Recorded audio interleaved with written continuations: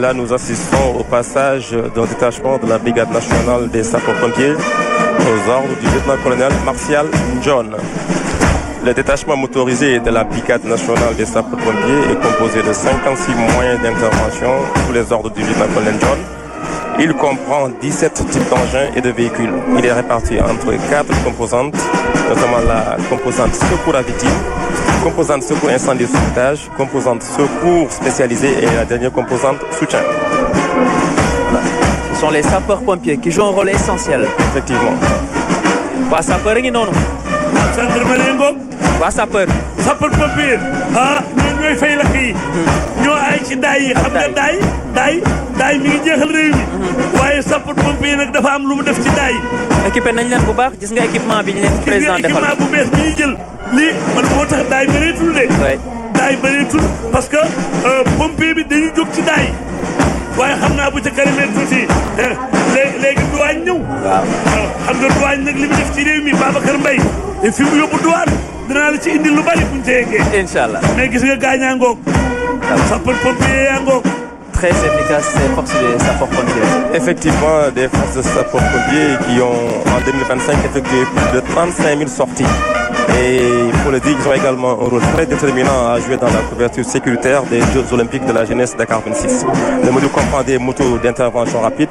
Après les motos d'intervention rapide, nous avons les ambulances médicalisées qui ont défilé, effectuent secours à victimes de l'unité de secours d'urgence médicalisée et véritable unité de soins mobiles. Elles sont dotées d'équipements de secours médical avancés pour les urgences vitales. La composante secours incendie et sauvetage de la BNSP dispose d'une palette d'équipements couvrant tout type d'incendie. Premier secours, fourgon pompe tonne pour les feux classiques. Échelle pivotante automatique avec une portée maximale de 55 mètres pour les sauvetages en hauteur. Voilà, le détachement très important de la Brigade nationale des sapeurs. Voilà, qui est vraiment dans une dynamique de montée en puissance, qui dispose également de camions citernes grande capacité, 30 000 litres, et une unité spécialisée renfort feu aéronef, plus pas pour les grands sinistres et les renforts exceptionnels lors des incendies d'aéronef.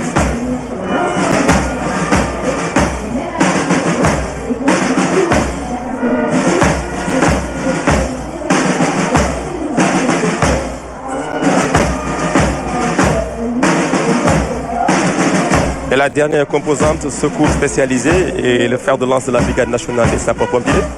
Elle est constituée de compagnies radiologie biologique chimique, d'une compagnie sauvetage déblaiement et d'une compagnie secours et intervention subaquatique.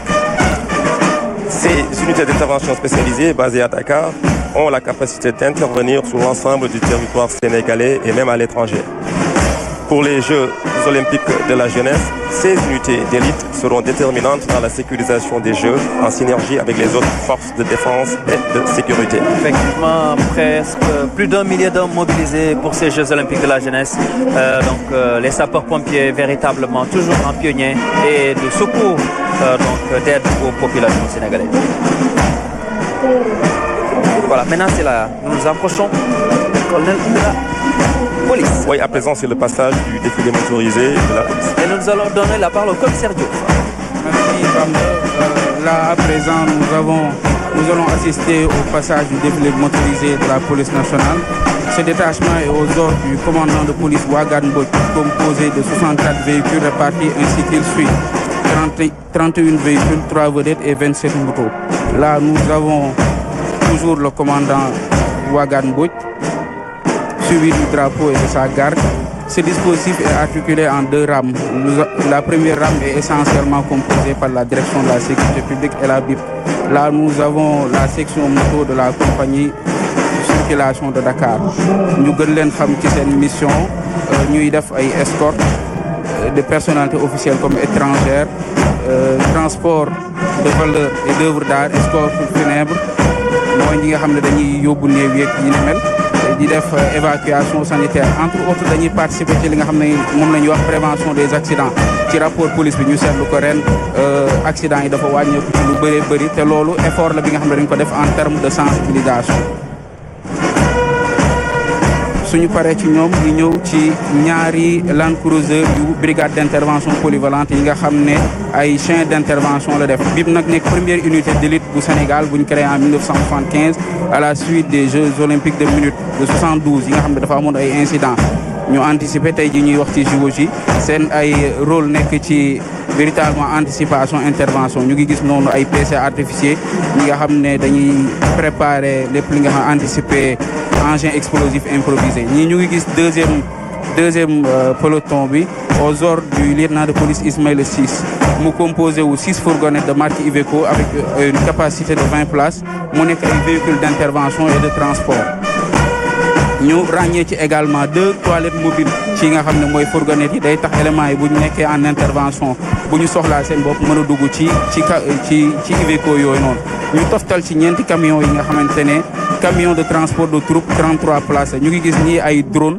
yi nga xam ne ay appui logistique la ci suñuy intervention camions yi la ñuy gis noonu camion de transport de troupe la ci suñuy activité d'intervention yi nga xam ne police da koy def ñu toftal ci ay chars de combat mu nekk 7 chars bleus avec à sa tête le lieutenant de police Jean-Gérard Mendy mu nekk ay chars d'intervention de marque Ford et de type Volcano ñu am ay lames de dégagement yi nga xam ne pour ay barricades le système d'éclairage nocturne bi nga xam ne bu fekkee ne du guddi la ñu am 4 caméras à gauche à droite devant comme derrière ñu am orgue de tigre également voilà mu composé wu char long ak char court li ñuy gis nii mooy toujours kii bi les chars ñu gis 2 VID mooy véhicule d'intervention et de dégagement suñu paree ci loolu ñu ñëw char blanc yi avec à sa tête le lieutenant de police Ahmed Niass mu nekk yi nga xam ne dañ koy utiliser en zone de mission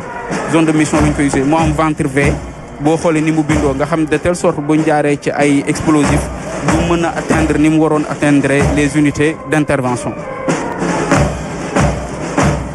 ñuy profité ci occasion bi di bàyyi xel ñi nga xamante ne ñoo nekk dans les zones de mission li ñuy gis ñi nag mooy les 3 vedettes de la direction de la police aux frontières ci JOJ ñu am ci taxawaay bu am solo parce que dañoo am unité bu bees bu ñuy wax la brigade la division maritime de la police nationale ñi nga xam ne mu ngi ci 3 vedettes yi moo am benn intercepteur ak ñaari patrouilleur di xeex également li nga xamante ne moom la ñuy wax la migration irrégulière li ñuy gis nii mooy les dépanneurs de la police nationale nga xam ne bu accident amee fenn ñu mën a intervenir rapidement ñu toftal ci benn ambulance médicalisée.